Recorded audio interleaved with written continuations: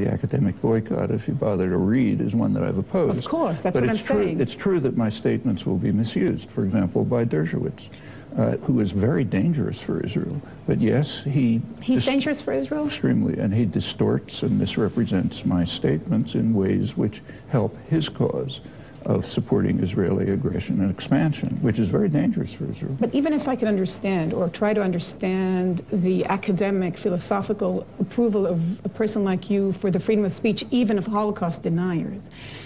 Not even, specifically. It's specifically for views you detest, for which you call freedom of speech. Up to a certain point. Up to a certain point, because history has proved otherwise. I mean, doesn't matter. You know, you're taking a lot of responsibility on your arms. I believe in freedom of speech for Alan Dershowitz, even though the record of his exposed lies is incredible. You're bothered by Dershowitz's lies, and you're not bothered by the lies of Holocaust deniers? On the contrary, I'm not saying I'm bothered by Dershowitz's lies. I say yes, we should insist on the freedom of speech for dedicated liars. And in the case of, say, the Holocaust denial, yeah, that's of course outrageous, just as it's outrageous to deny what we did, namely wiping out millions of Indians. But you know, the number one, I think, argument against what you preach for is the double standard, saying that, you know, from talking of freedom of speech in countries where freedom of speech does not exist, you're going to Lebanon tomorrow, or when you go to, even here in Jordan, I don't think it's limited compared to Israel. Is Israel as bad as other countries? Did I ever say that? But you spend so much time targeting Israel. Really? Did Amnesty International ask me to give a talk that they could use to criticize human rights violations in Israel? No, they did it for Syria. But you said you have limited time. Looking in the map in the world, there are so many problems. Why is Israel in the center? Israel still, if you look around, is trying, is struggling, is trying to give democracy away, and it has gay rights and human rights. If you started by asking why is Israel in the center, answer, it isn't. Not for me. What's in the center for me is the United States, and for a very elementary moral reason.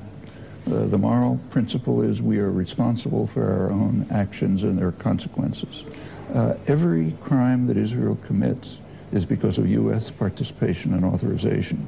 So any decent American citizen, even without a special interest in Israel, as I have, should have these in the center of their attention, because those are the ones we're participating in, we're responsible for, and But what is worse in your eyes, the actions in Israel and in the territories, or for example, what's going on in Afghanistan now?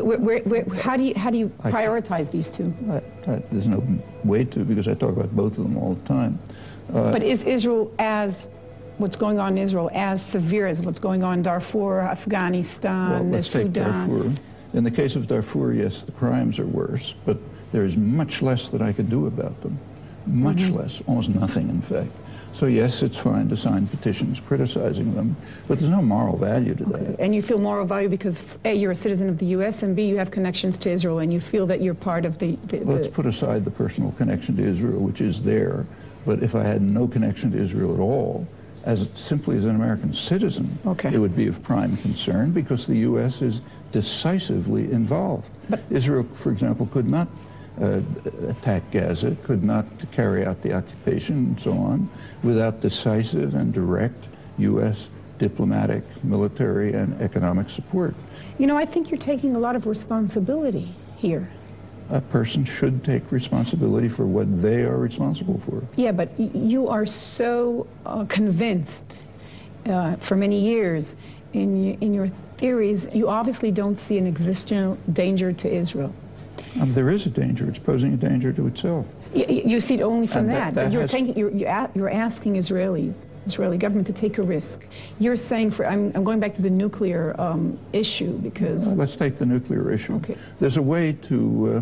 what if you're wrong? That's what I'm asking. Look, you have to make judgments on the basis of your best assessment of the facts available. So that there's no...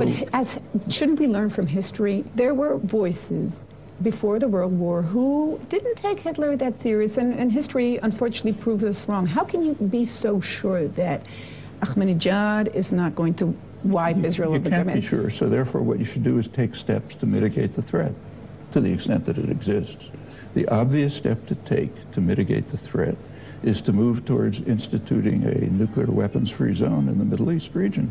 Okay. That will mitigate the threat. That is now, the threat. So you're saying... Excuse me, that's important. Now, Israelis who don't want to do that are harming Israel.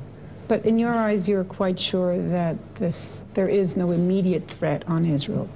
Right now, from outside of Israel. The threat is inside. I think Israeli... But what if you're wrong? What if you're wrong and people are using your argument to have the international community look the other way? Suppose those who claim there's a threat are wrong, and in fact, by making that claim, they're harming Israel. Yeah, that's perfectly possible. In fact, it's true. So whatever position you take, there's a possibility that it's wrong.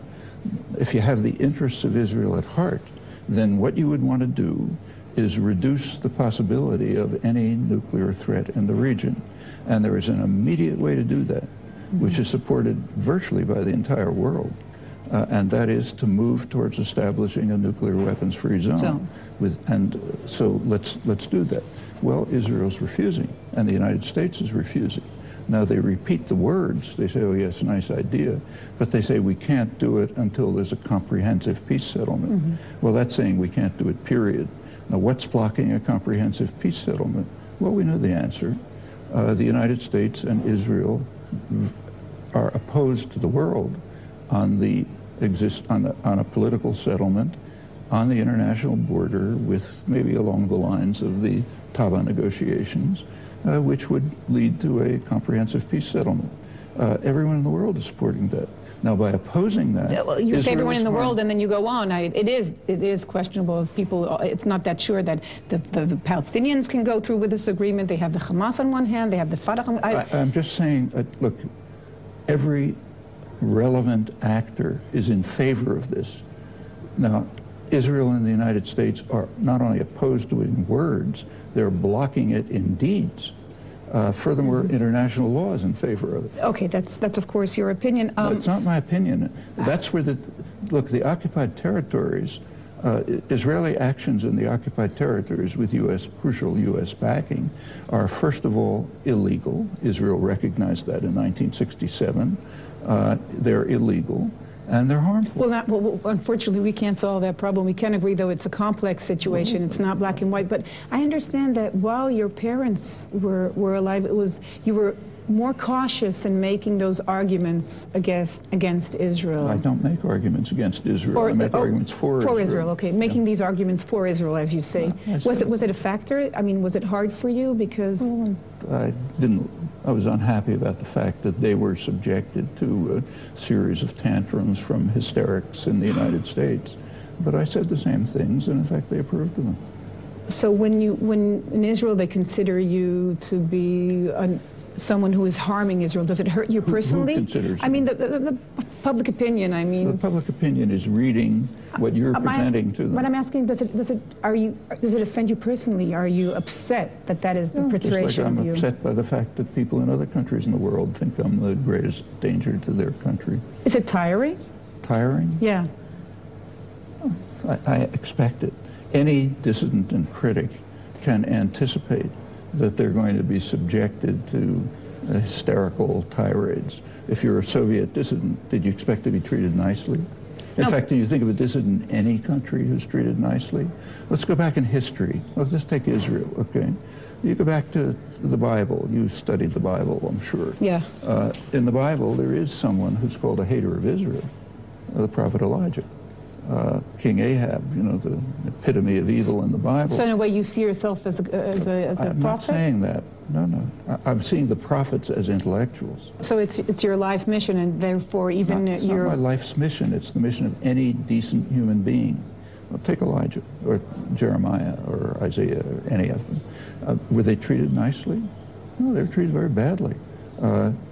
Elijah was called a hater of Israel, hater of Israel. Centuries later, he was honored, but not at the time. There were people who were honored at the time. Centuries later, they're called false prophets. Centuries later. That was my... I'm laughing because I'm smiling because that was my next question. How do you think history will judge you?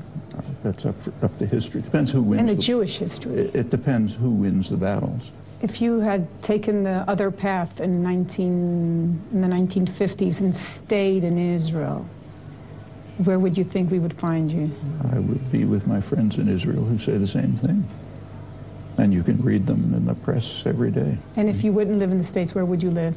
If I wouldn't anywhere else. 5 years ago, you were asked the question. I was asked the question in an interview in Haaretz, and I said, well, I'd certainly go to Israel. Now I wouldn't say that. It's changed in the last few years. It's changed in ways which are extremely harmful to the country. You can see it harming itself day after day. It's in a mood of, not the whole country, but leading sectors, including the government, are in a mood of paranoia and irrationality, which is harming the country very seriously. I mean, you know, my own case is so trivial it doesn't matter, but just take this trivial case. If the Ministry of Interior had not refused entry and I'd gone to give a talk, we wouldn't have. That would be the end of it. Nobody would have ever heard of it, just as nobody heard of other talks I've given in Brusate. But that's minor. On the other hand, purposely humiliating the Turkish ambassador, that's not minor. Take, say, the reaction to the Goldstone report, which is quite interesting. Israel has turned it into an international incident. If Israel had acted rationally, they would have responded to the Goldstone report by saying, thank you, Mr. Goldstone, for your careful work. Thank you particularly for giving us a great gift, as he did. If you're concerned about the safety of Israel, you should be concerned about these matters, because in case after case, the irrationality and the paranoia is very harmful and destructive. And in the long term, it could lead to very serious consequences. Professor Nekkaz, thank you very much.